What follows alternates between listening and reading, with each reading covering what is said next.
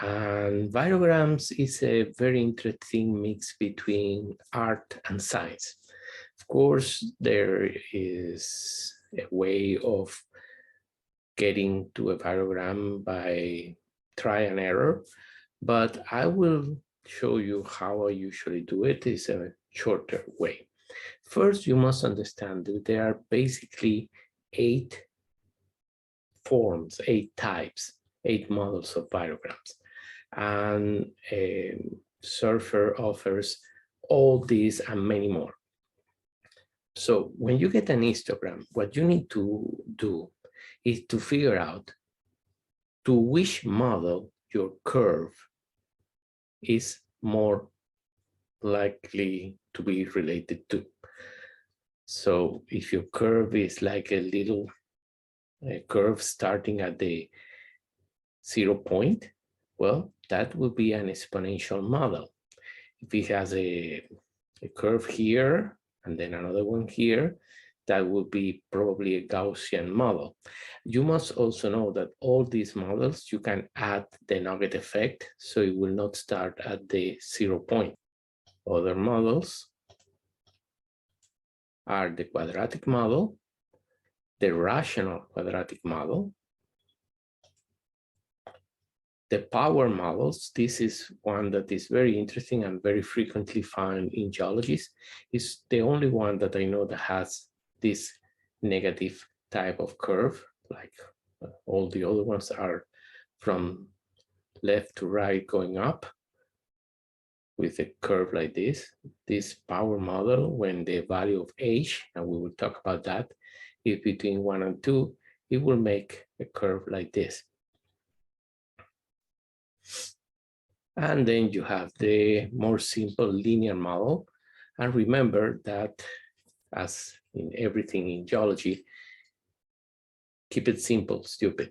Try to get the simplest line that explains most of your data. And do not try to combine many models that you may get an overfit. I mean, 1, 2, 3. You may get an overfit of the curve, and that's never good enough. The wave or whole model have used this in soil sampling when you don't have a very regular grid. It creates very interesting maps like the circles, independent circles. So just use it with care. And that's it. You also have 1, 2, 3. And lastly, you have the spherical model and the cubic model. Of all these, as I mentioned, the cubic model, the power, the linear model, of course, the power one, and the exponential models are the most commonly found in chemistry. This article, this little PDF, you can find it online. I will put the link in the description of this video, so you will have it at hand. So let's go now into SURFER and try to do 2 or 3 different variograms and see how this principle works. See you there. The data that I will be using for this webinar, you can download it. You can find it online just by typing the DOI number. It's on Mendeley data. It's an excellent site to collect and keep your information online, so you can share it like we will be doing now. Just to remind you how we start to do a variogram, you go to grids, new variograms, and then you select the file that has your data, and then you select which element you want to do your variogram. You click accept, and you get the variogram to work with. So let's start with this one here. This is a variogram from arsenicum. And I always do a little bit of cleaning or just changing the format.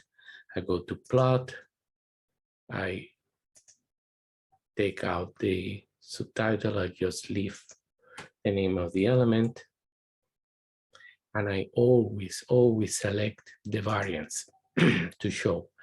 This is very important because the line of the variance, what we are trying to get is an intersection between our blue line and the line of the variance. Sometimes, like in this case, the variance is so high that it's not in the graphic. This means that no matter how much we tweak with this element, we are not going to get a very good variogram at all. So let's see what we can do. First, we go to model, and we will let SURFER to try to do an auto fit of this graphic. So we just click on auto fit and we select OK. And you can see that it changed a little bit. This is the nugget effect, which is now around 45, 44. And this is the line. Okay, we could try, remember that we are looking for figures. We could try a logarithmic one to see how it works. So I will remove both lines and I will add the logarithmic, and then I click on auto fit. Okay, and I get a much better line than just a line. I could make it to go a little bit higher. Let me try to put this on 12 and see what happens. Yes, that is much better. So you see, you get an idea of the general curve that will better fit the model, and then you start tweaking and adding little bits. One thing that I always add to this graphic, I using the cutting tool that comes with window. I take a cut of this, copy, and I paste it on the graphic. So I will have information about what type of model I use and what are the conditions. As you can see, we have an anisotropy of 142 degrees for this data. So this is good. We save it as variogram arsenic. Okay, let's go to the next one. The next one is for cobalt. Again, I do the little formatting. Take this off. I take the subtitle on. I put the variogram on. And you see here, the line of variogram is very close to this, our blue line. What we want to do is for this blue line to intersect the dotted line as close as possible to the left side of the graphic. Again, we will let variogram, we let SURFER do the auto fit. And it doesn't work very well. You see the line doesn't intersect the thing. So we can try, and I will go here to the slope of the line. You see it's a very, very small slope. I'm going to change that. Again, this is trial and error. Oh, that's too big. So I need to add a couple of zeros. No, still too big. Let me put this at 7. Okay, now it's cutting, but it's too, the nugget effect is too high. So I'm going to go back to nugget effect and put a lower.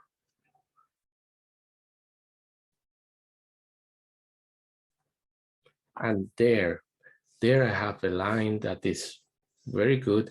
I could increase the slope of the linear or increase a little bit the nugget effect. Yeah, that is perfect. So again, I just select the linear, go to my cutting tools, new tools,